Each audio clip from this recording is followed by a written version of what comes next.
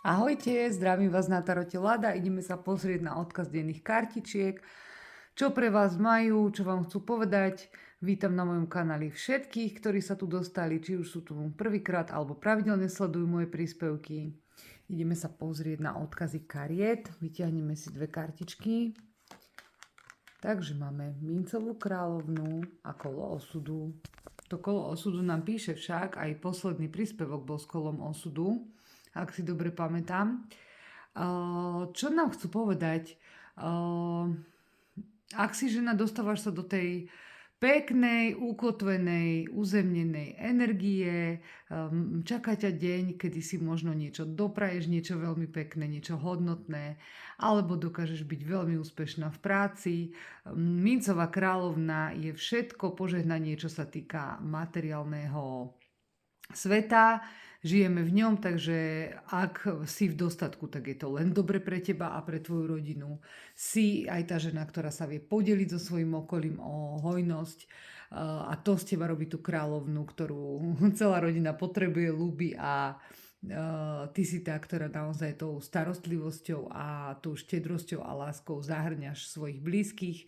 Kolo osudu znamená, že ťa čaká nejaké prekvapenie v živote.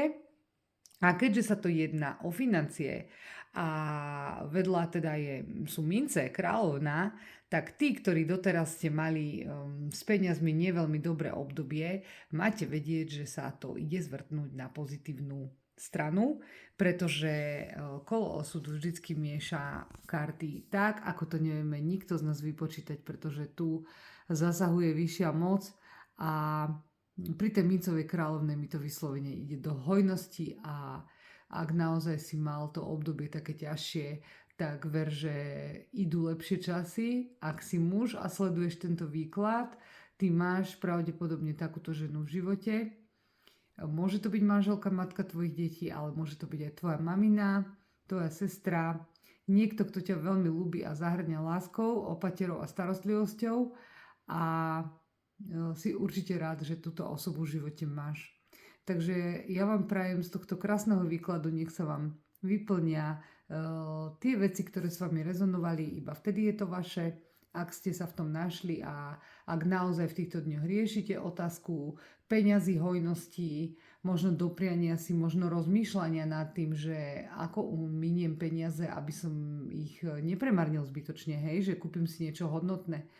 Máš vedieť, že je na to ten správny čas a vidíme sa zase zajtra pri výklade mojich kartičiek. Majte sa pekne.